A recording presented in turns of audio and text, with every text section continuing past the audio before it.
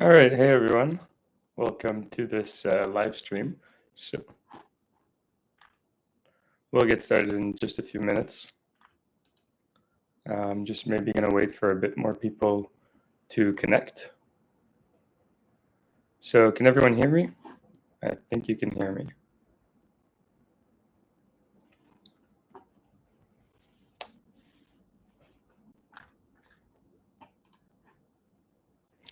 All right, so I'll get started. So welcome to this tutorial on gradio and Hugging Face spaces. So the goal of today's video really, or this demo, is to kind of teach you a bit more about gradio, about Hugging Face spaces, and how to deploy your own app on Hugging Face spaces. So for those of you who aren't familiar with gradio or with spaces, I'll just give you a brief rundown. So maybe let's start first with Hugging Face spaces, because this is what most people know the most about. So Hugging Face spaces, really great place where you can go and host all sorts of different demos. And the majority of the demos, you might have noticed, they all look very similar in terms of design. And a lot of them use gradio. So here I'm just going to randomly click on some.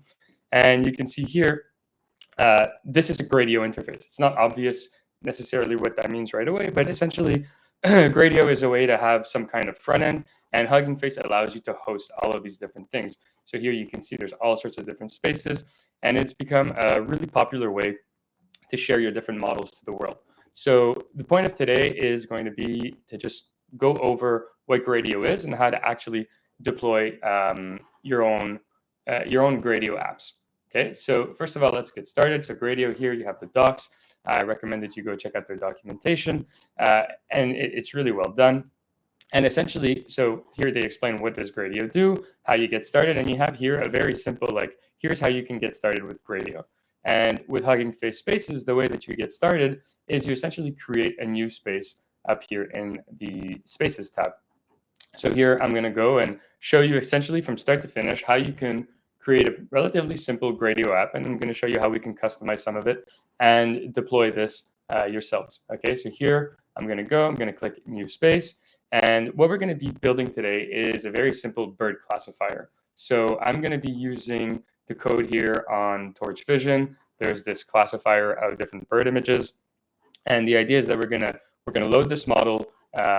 We're gonna be able to classify images, and we're gonna be able to share this relatively easily on the web with anyone. Okay, so that's what we're trying to build today, is just a relatively simple image classifier, a model that's separate from Hugging Face, and how you could import that into Hugging Face. So first things first, we're gonna create a new space, and here I'm gonna call this bird classifier. License, you could pick a license. So you see here they have a list of all these different licenses. I always like picking MIT. Now this is where it gets a little bit important. You can see that for the SDK, you have all sorts of different choices. So you can start with gradio, Streamlit, Docker, etc.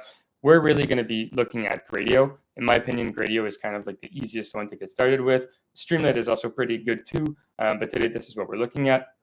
And I'm going to make this space public. So here I'm just going to hit create space. And at this point, this should create me a space. So you see here right now, I have my bird classifier space, and of course it's empty. So we can look around here, sort of what this says. You see here we have files. Already we see 2 files that were created, but there's no app, right? The app says it's pretty much empty. And here we have some steps to get started. So this is where I find it's really interesting the way that Hugging Face has implemented this, is that these apps are essentially just Git repos. Okay, so what that means is I can clone this code locally, and I then have a Git repo, and I can get set up and start building my app. So here they give us the steps, and we're going to go through this. So they tell you first you clone this repo locally, you then add some sample code, and you can push this up. So let's get started with just like the most basic app that we can have.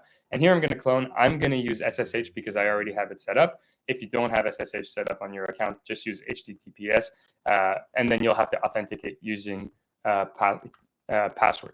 Okay, so let's start with just cloning this locally.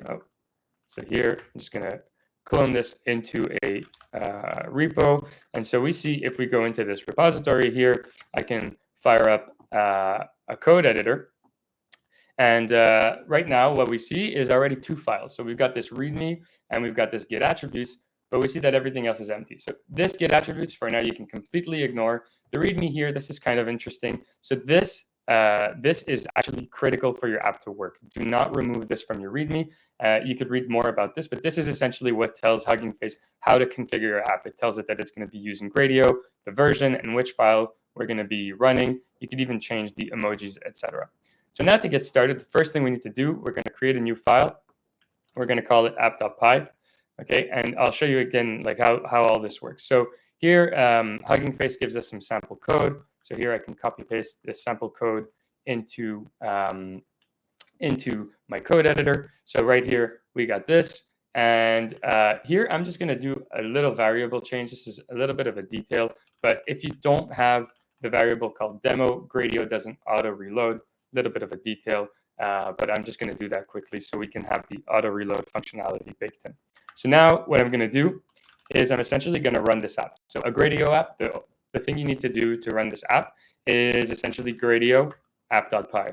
Really this simple. We have already the boilerplate here. And what we have in this code is essentially a very, very simple interface. So we'll go through what an interface is, but first let me fire this up and you'll get a bit of an idea of what this interface looks like. So this, for now, is running completely locally. Nothing is uploaded yet on Hugging Face. And you can go to your local server, and you can see here we have a very, very simple interface. So this is what Gradio calls a code interface. And here I can, so it asks me, write your name. So I write my name. And when I hit submit, you can see the output, hello, Jeremy. So this is like the very beginning of a very simple Hugging Face app. So here, let's take a look at what these different components are. So the Gradio interface, first of all, it has a function, it has some inputs, and it has some outputs. So you can see here, they've really made it so that it's as simple as possible, but there's actually a lot of customization that you can do afterwards. So here, this greet function takes in a name. This name, we expect it to be a text. And you can see here, it just does some appending. So here, we can say, instead of hello, we could say bonjour. And then if I hit save, you'll see it detected the changes. So now if I go back to my app, reload the page and just put my name in, and now you'll see this uploads, this updates the app. So this is essentially the basics of a Gradio app. And now, how do we actually deploy this? Okay, so you can see here we have some instructions. It says you just add this file, commit, and push. So let's just do that. Here I'm going to kill this app right now. So I'm going to add the app file. I'm going to commit it. So git commit, add app, and then I'm going to git push. And the second I git push, what you should see here exactly happens pretty much right away. It starts building my app. Okay, and so what that means, if we actually look at the logs here, it's just doing what it needs. It figures out that it's a Gradio app based on what was written in the top level of the YAML file.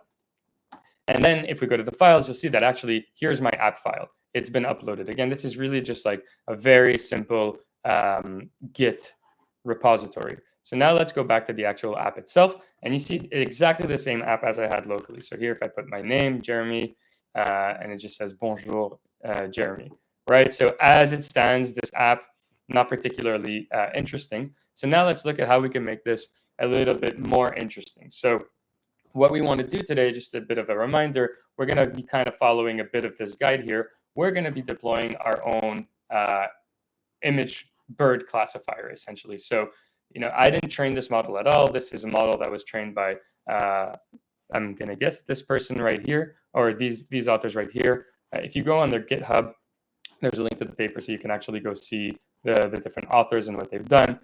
Long story short, this is, consider this a black box model, put in an image, and you get the classification of a bird on the output. So now I'm going to show you how we can go ahead and use this and make our app a little bit more complex. So first things first, we have to update our interface to accept an image. Okay, so let's go back to our app. And here you can see the inputs and outputs. It just says text and text. So these are shorthands. If we actually go read the Gradio interface component, here you can pass either a Gradio component, or you can pass some string or a list of strings. So here they're passing by default some text. This is a bit simple, but let's instead try to pass an image. So here we're going to pass an image, and we're going to still stick to an output as text. Now what happens though is that this input gets passed here. This is no longer a string. So if I just hit save and started running this app, we're going to start seeing errors. So let's just get started. Let's see what happens. So here I hit save, go back to my app.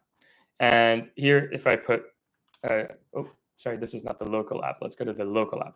So here, and it wasn't running, so I'll get it running. Oops, gradio app.py. Great. So now I can go to my local host.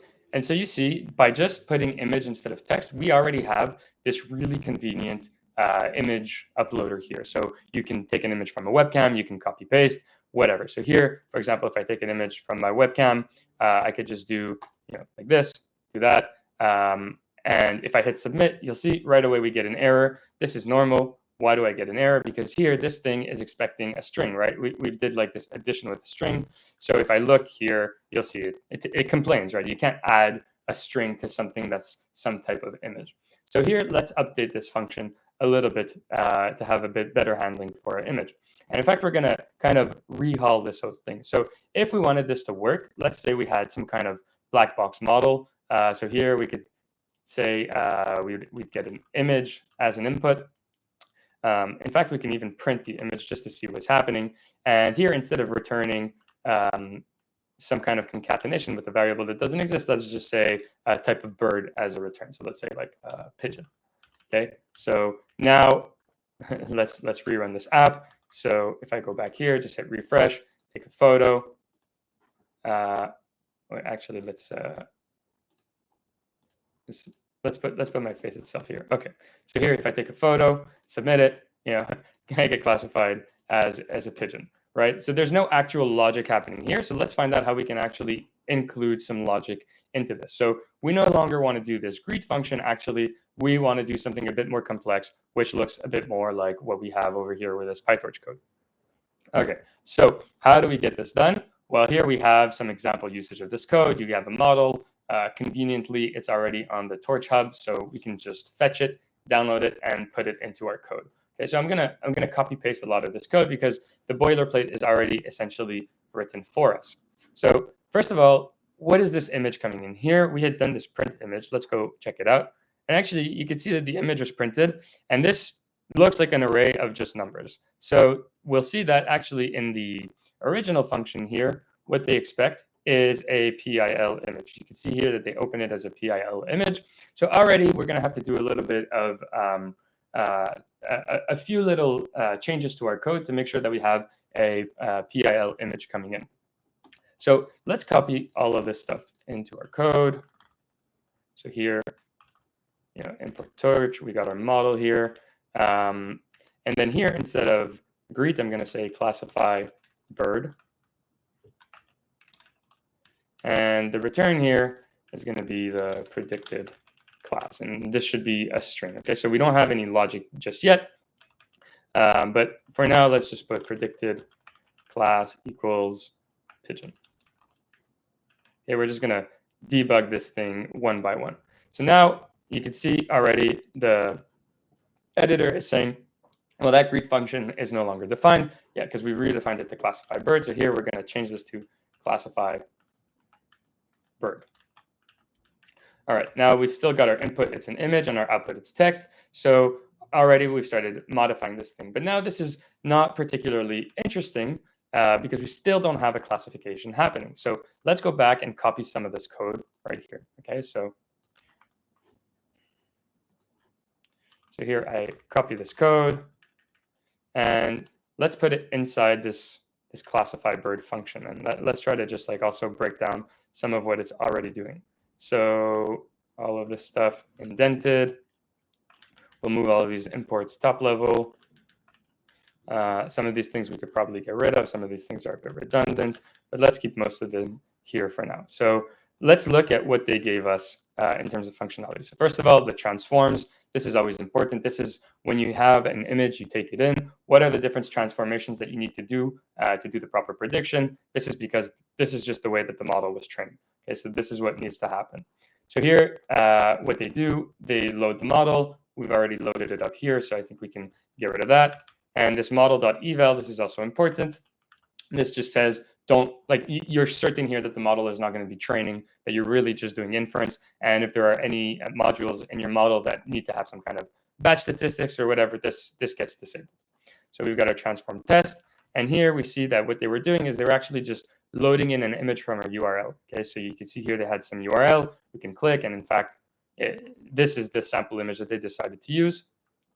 But we're not going to be using that because we're going to be using the input coming right here, right? So technically, we already want this image to be defined.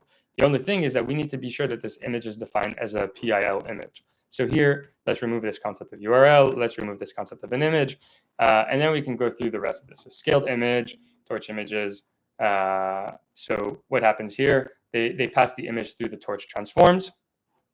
Then you get the images. And then here you just, so this is some PyTorch kind of functionalities. And like this is essentially how you would make sure that PyTorch doesn't do any kind of training to your model. They did model.eval before, so it's maybe not even necessary. But anyway, here, what do they do? So they get all of these different outputs from feeding essentially the images through the model. So they get all of these, the logits, all of that. It seems like they don't use any of these other things. So we're really going to focus just on these concat logits. Here they get the index of the class. So they take all of the logits for each one of the classes. I believe there's about 200 classes here. They get the index of which they get the max at.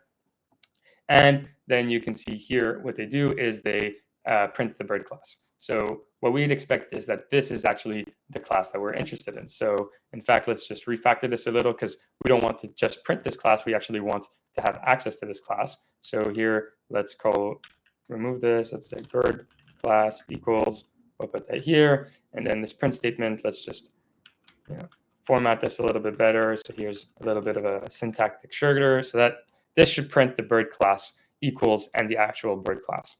And so here we can remove this thing and just return the actual bird class at the output. Okay, so now this bird class that we're returning, this should be text, and hopefully this all works. URL lib we can get rid of. So now let's try and see what happens when we run this thing. Okay, so np.module numpy has no attribute int. Np int was a deprecated. Oh, yeah, I've seen this error in the past. Okay, so this is a bit of an issue because essentially here what's happening is we're using someone's pretty old code. So if we go back here to the actual, I think there's a link to the GitHub. So if we click on their GitHub, yeah, okay, so this stuff is from a few years ago. Probably at the time they were using a pretty old version of NumPy. They didn't freeze the actual versions. But essentially what this error is telling us is there is no such thing as NumPy int anymore. That was deprecated. So okay, we're going to do a little bit of a hack here, which is not ideal, but it's kind of what we need to do if we want this thing to work. So we're just going to define np_int as being just the built-in int, and this should actually help us get this thing to work. Okay, so it looks like there's no errors happening now, so that should actually work out relatively well. So now let's go and check out what our demo looks like. Okay, so now we're going to drop our image. So let's take a photo. So here I'm going to just take a photo of myself, submit, unexpected type, NumPy array. Right, okay. So what's happening right now is we've submitted this image thing. However, as I mentioned, this needs to be a pillow image. And right now what's being passed through by default is a NumPy image. This is because these are kind of these same default settings that Gradio uses when you're using an interface. But we don't need to use these quote unquote same settings. Here we can pass any type of Gradio component that we want. So in our case, we'll have an image component, and we'll use the Gradio image component itself. And if we look at the different options that we have here, so you see by default the type that gets passed for the image, we have three choices: NumPy, PIL, and file path. So I'll explain briefly the differences. NumPy, this is what we're already getting. It means that the image is being loaded automatically as a NumPy array. So when the user puts in an image through the interface, it gets loaded in as a NumPy array. But conveniently, we have a PIL here. So we could have done in our code some function to transform this into a PIL array. I'm pretty sure that Pillow has some built-in to just quickly do from array of a NumPy. But here, instead, we can just use this shortcut where we'll ask it to be the PIL image. So the type is what we have to specify. So here we can put type equals PIL. Okay, so here we have type PIL, and here I'll just write image component. And we'll update this here to be this image component. Now, the nice thing about passing our own component is we can also modify it to all sorts of different ways. So here I could put the label to be whatever it is that I want it to be. So here we can have like bird image will be the input. So now I reload this, and let's go see what happens here. So you see we have this bird image. And now if I go and take an image of myself here, let's see if it classifies me as a bird. And you can see it finally starts working. So we have a red cockaded woodpecker. So that's pretty funny. It thinks I'm a woodpecker. So that's pretty much the basics of what we need to get this app running. We have this thing running locally, but now we want to push this on Hugging Face, and we want this to run on Hugging Face. Okay, so let's go back to our code. Let's start doing things kind of bit by bit. So we have our component. Let's start by pushing this up. Okay, so we're going to push this up to Hugging Face. So here we can go back. So if I do a git status, we can see what's changed. So if I just do a git diff, you'll see that what's changed is just my app file. Okay, so now I can add my app file and commit. Here I can say actually classify images. Okay, so now I'm actually have this classifying capability. So if I were to just push this up right now, actually my app would fail. The reason is that locally here, actually I'm going to just reactivate my virtual environment here. So I'm working in a virtual environment, and I already have the dependencies that I need to run this thing, which are torch and torchvision. But Hugging Face needs a way to know what libraries to install. It just starts by default with having only gradio installed by default. So if we want to tell this app what dependencies it needs, we also need to add a requirements.txt file. So this is just like some standard Python stuff. And here we can add the torch and torchvision components that we really need. Okay, so now we have these requirements.txt added. So we can add that as well. Git commit, add requirements. And now I can just git push this stuff up. And we should see now this build happening on my space. So if I hit refresh, you see the build is going to start. And this is going to take a little bit of time just because now it needs to go. For the first time, it needs to fetch torchvision, install these things, unpack them. So this might take a little bit of time. And in the meantime, let's go and explore what our app can actually do. So if we go back to this thing, okay, so here's the paper. I don't really know any of these different bird species, but the nice thing is now we have our local gradio component. And one thing that we can do is we can upload files from a computer. We can also directly use them from our clipboard, which is actually a really nice feature. So what that means is if I come here and if I take a screenshot of one of these birds, let's say like this one right here, I should be able to just like paste this in right now. And now I can submit this and get a classification. And you see it classifies this as crested auklet, which is that what I took? It was this one. Yeah, so that's the good classification, right? So we got the good classification here. And then you can also go on like Google Images or something and look up all sorts of different images and try and see if you'll get the right classification. So we've built out a relatively simple app right here. And if we go back to our classifier online, okay, it's still building. So let's let this build, and then let's see what happens once this built. In the meantime, let's try to maybe do this a little bit nicer. So the output right now, we're still with the very basic text output. That's not particularly nice. You might want to look at all sorts of different things, like, for example, the probabilities that you got out on your output. So, and you might want to know what are the top 3 classes, top 4 classes, etc. So a nice thing that Gradio has, and we can go here to some of the stuff here. There's a component called a label component right here, which is actually really, really useful. So let's go open up the label component.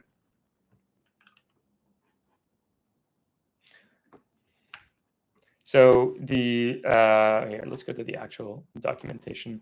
So docs, label.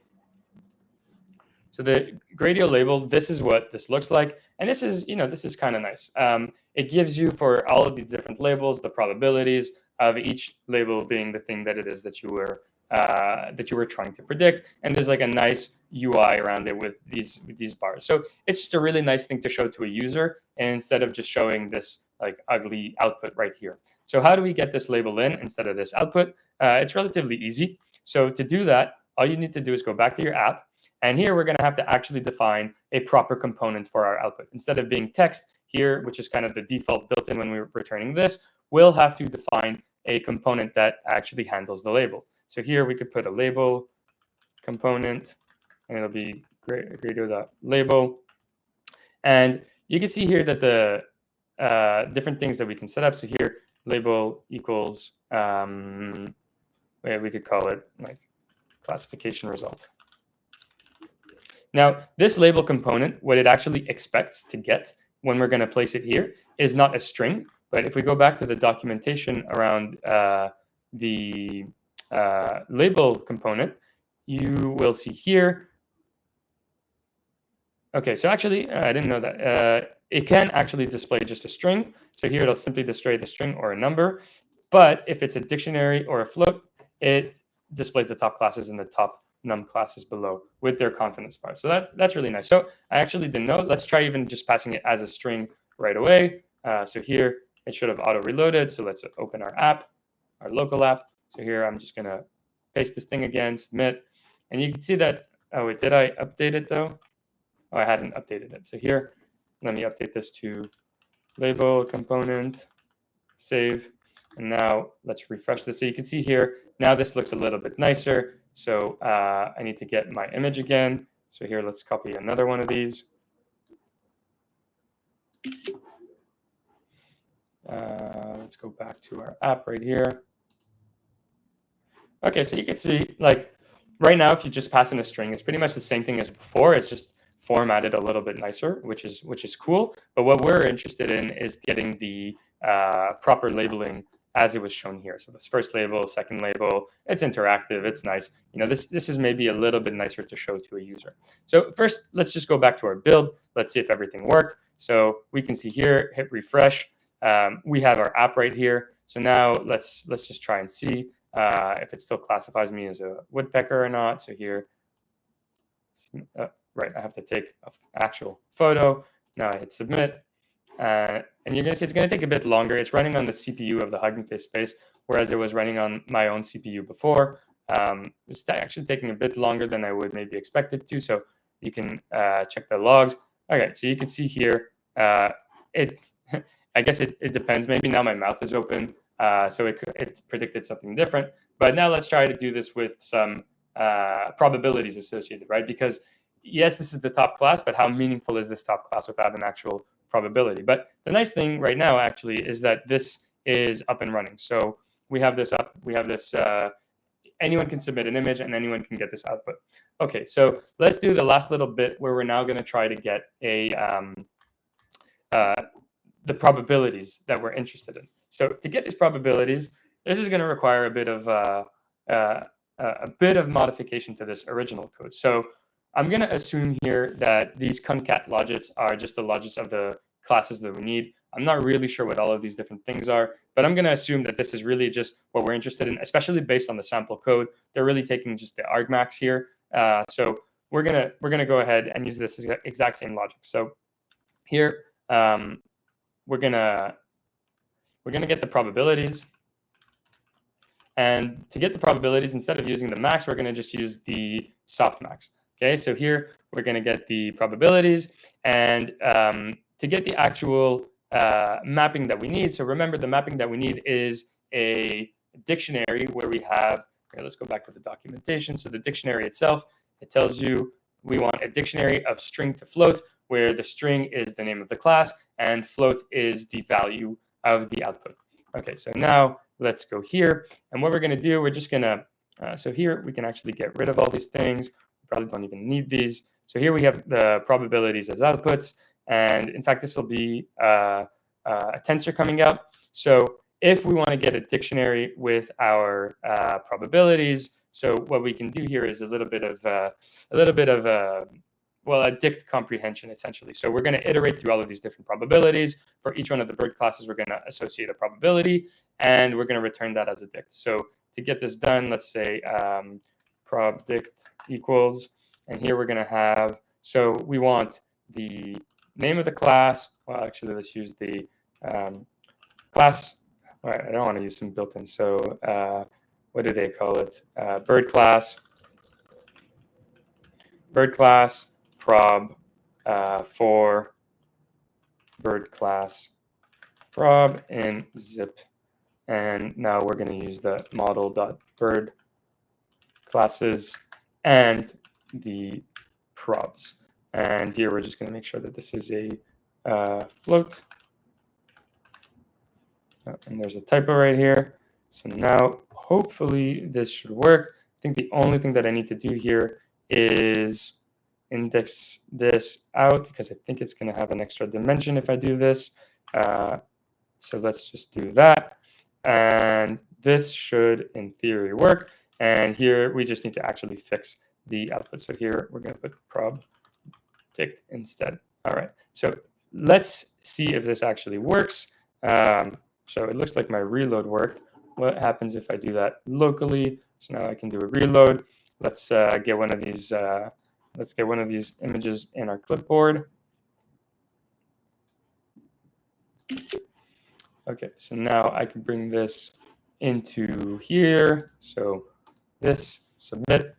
Oh, you can see it, and it actually worked right away. Okay, so nice code golfing there. Kind of worked right away. And you can see that now it actually lists all of these different birds. So you can see for this one, and it's not surprising, right? It kind of gets 100%. This is probably a sign that during training, like this image was probably in the training set, and this is probably a sign of like some overfitting, right? So what happens if I take a photo of myself right now? So let's just do like a photo of myself right here. And so now you can see these probabilities really starting to change. So you can see it's kind of like, I wouldn't say uniform distribution, but you can see that it kind of puts me all over the place in terms of what it is I could be. And probably if I do different faces, if I just change the background color, etc., these things would probably work a little bit less. So this is nice, but obviously we don't want to show all of these different classes to the user. So one thing that we can do here in the label thing is we can actually specify, here you can see this num top classes. We can specify how many of the top classes to actually show to our user. So here we could put num top classes. Let's just set that to 3, because that's usually more than enough for a user to see. Here we can remove all of this code, and this should still work. So now I'm going to take another screenshot of one of these birds. Let's try this one now.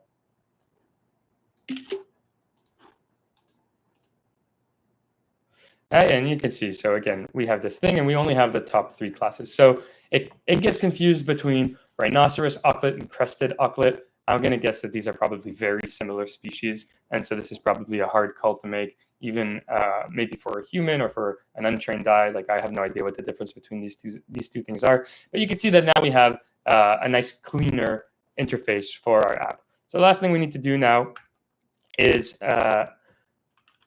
we just need to update this app so that we can see the actual changes up over here. So if we want to send these changes back to our original app here, now remember, this is nothing more than just a Git repository. So let's look at the differences that we have for our app. So now these are just the different changes that I made. So here you can see that instead of passing the image component and some text as output, I'm actually passing the label component. And that's it. So now we add this. Let's just make sure it's there. Okay, git commit. So add label component. We push this up, And now it should be a lot faster to build. You should see right away the build gets triggered.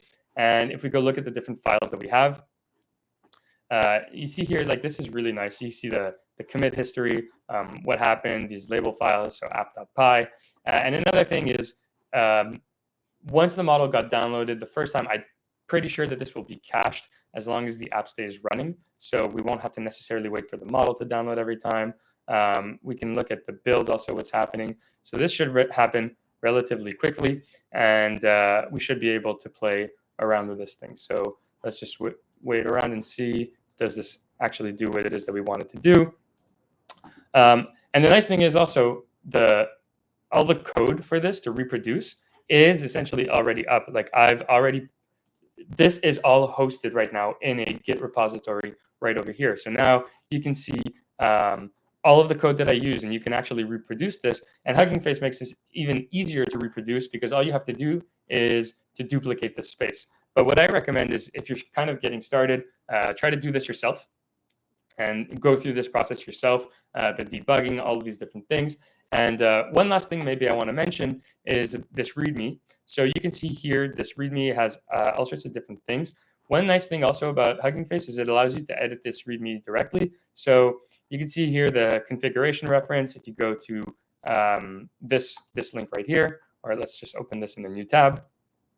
So this just shows you all of the different things that you can actually change. So if you look at this space from somewhere else, so let's say you go look at my different spaces, you see here, this is what it looks like.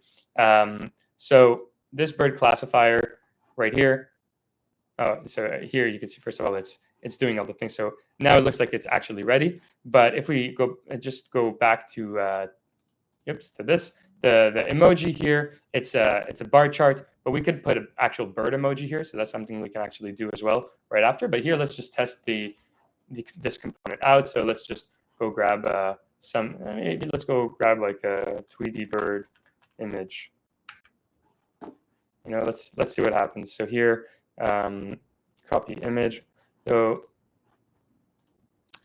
that's this one thing though. It seems like the copy paste doesn't always work from here. So instead, let's just save this to the desktop or something.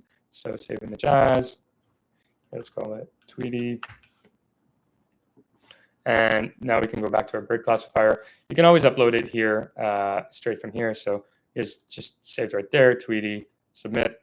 And now let's see what happens. So hooded warbler with 15%. I have no idea what a hooded warbler is, but we can also experiment with like different dogs. So like golden retriever. Like, what happens if we pass in a dog? So here we can call it retriever.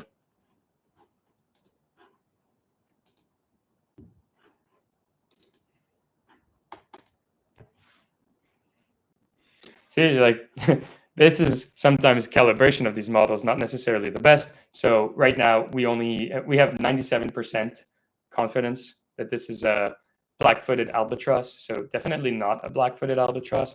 But anyway, so all this to say now, last little thing before I'll end this is, let's say we want to modify the different, like how this looks to the outside world. So let's just go and change the emoji. So we can do this straight in the README in this YAML here section. So again, you click on this link, it shows you all the different things that you can do. So here, let's put a bird emoji. Let's look for a bird emoji. Let's put this one. This one's cute. Okay, so here, the colors from yellow to green, you can change this. That's just the gradient of the colors. SDK, so this means it's a Gradio app. Important if you want to be building your Gradio app. SDK version, so that's just the version of Gradio that it's actually using. Then the app file, that's just this thing. By default, it looks for the app file top level, but if you were building a more complex app, maybe you wouldn't want to have it there. And that's about it. You can also specify things like the Python version here. There's all sorts of different things that you can do. So now let's look at what happened here. So git diff, all I did is change this to a bird, and now I can do add requirements, readme, yeah. And then here I can just say add bird emoji. And that's it. Now I do my push, and this should right away, see, it triggers it, it starts building it. So that's pretty much it. That's how you can deploy a Gradio app. Here, I've really only looked at kind of the most, in my opinion, the most useful, but also one of the simpler components that Gradio has, which is this interface component. But Gradio is very, very flexible. Like if you look here at all these different components that they have, it's really, really cool what they allow you to do. And I think one of the things that I love the most about it is it's all in Python. So I don't need to learn another language. I don't need to interface with worry about interfacing a JavaScript front end with a Python backend. Everything is in Python. It's all served via fast API, so it's really handy. It's got all these reload things. I really, really like it for deploying apps. So yeah, I think I'll stop here. Again, the code is all available directly in the space. So that's what's really cool. You can even go and try this bird classifier once the build finishes. So the build here just takes a bit longer, probably just because it's installing PyTorch every time and stuff like that, downloading the model. But yeah, that's it. If you have any questions, just let me know. And thanks for joining this stream. And I'll see you next time.